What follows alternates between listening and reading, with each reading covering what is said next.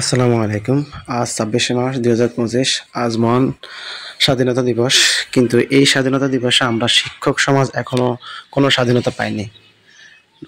না পাইছি মত প্রকাশের স্বাধীনতা, না পাইতেছি আমাদের জীবনযাপনের স্বাধীনতা। আজকে আমরা এমপিভুক্ত শিক্ষকরা আমাদের ইএফটিতে এখনো পর্যন্ত আমাদের ঈদ বোনাস, নামমাত্র যে ঈদ বোনাস আর হচ্ছে গিয়ে আমাদের যেই মাসিক যে বেতনটা আমাদের এখনো পর্যন্ত পে করা হয় নাই। তো আজকে তো ব্যাংক অফ, আজকে তো কোনো মতে পসিবল না। তো আগামী বৃহস্পতিবার যদি আমাদেরকে এই টাকা প্রেরণ করে তাহলে আমরা টাকাটা উত্তোলন করব কোন সময়? যে সমস্ত এরিয়া শিল্পাঞ্চল এরিয়াগুলোতে শুধু ব্যাংক খোলা থাকবে, তাও ২ ঘন্টার জন্য। এখন কথা হচ্ছে শিক্ষকদের ঈদ নাই, শিক্ষকদের মানে আনন্দ নাই। এই ব্যাপারে আপনাদের মতামতটা কি? এই যে এখানে দেখেন কুড়িগ্রামে একটি এই বেসরকারি স্কুল শিক্ষকের যিনি সহকারী শিক্ষক ইংরেজি বিষয়ের ৫ম গণবিজ্ঞপ্তিতে উনি নিয়োগ পাইছে। তো উনি চলতি এই বছরের জানুয়ারিতে ইনটেক্স পাইছেন। তো উনার যে কথাটা, উনি যে কথাগুলা বলছেন যে এটা আসলে ন্যায্যসঙ্গত কথা। এটা শুধু এই শিক্ষক না। এরকম হাজার শিক্ষক আছে যারা এইভাবে মানে কষ্ট করে দিন পার করতেছে। সবাই ঈদের কেনাকাটায় ব্যস্ত।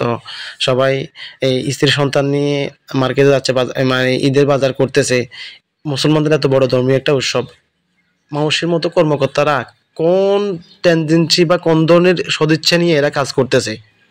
দেখেন ওনাদের এই যে আরেকজন শিক্ষক, মানে এই যে ২ টা ভাইয়ের শিক্ষকের কথা তুলে ধরেছেন।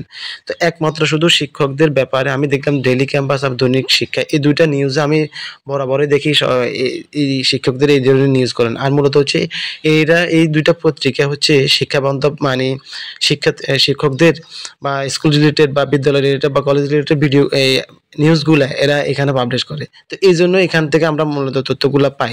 আর অন্য আদার্স কোনো বড় পত্রিকা এখনো পর্যন্ত শিক্ষকদের ব্যাপারে কোনো কথা বলেনি। বড় এই যে এমপি, মন্ত্রী, সচিব কেউ এই ব্যাপারে কোনো মানে ইয়ে নাই। ওনারা সরকারি যারা যেসব কর্মকর্তারা আছে তারা ২৩শে মার্চের আগে সব ধরনের বেতন পেয়ে গেছে। বোনাস বলেন, ওদের সবকিছু বলেন। তো একটা দেশে আমরা এত বৈষম্য শিকার কেন? আমাদের কি আমরা কি মানুষ না নাকি? সবচেয়ে বড় কথা হচ্ছে এই পেশাটা হচ্ছে সবচেয়ে কলঙ্কযুক্ত পেশা। যে সমস্ত শিক্ষকেরা নতুন তরুণ প্রজন্মের শিক্ষকেরা এই পেশায় আসবে, তারা হয়তো এই ব্যাপারে জানে না। কিন্তু এখন হয়তো কিছু জানতেছে বিধায় এখন শিক্ষকতার পেশায় অনীহা চলে আসছে। ব্যক্তিগতভাবে আমি যদি বলি, আমার যদি আমি যদি জানতাম এই পেশাটা, তাহলে আমি এই পেশায় কখনো আসতাম না।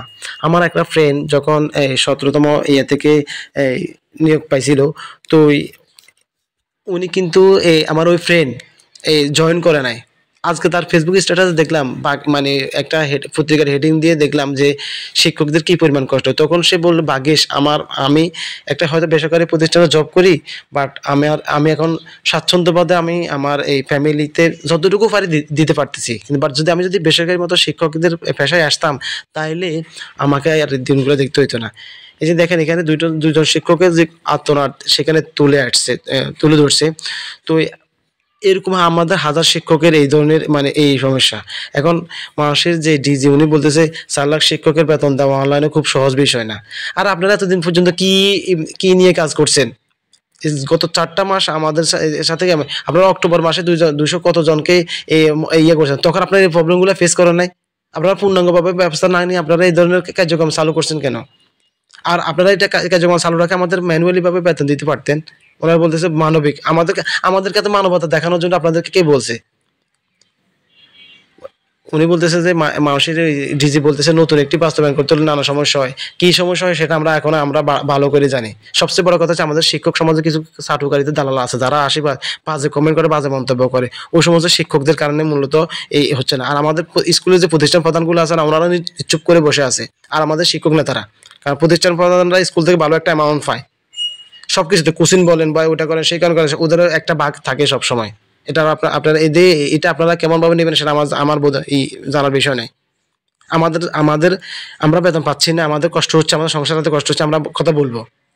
এটা আপনার স্বার্থের জন্য আপনার গায়ে লাগবে, এটা তো আমাদের কিছু আসা যায় না। তো ভালো থাকেন, সুস্থ থাকেন, আল্লাহ হাফেজ। All the best today.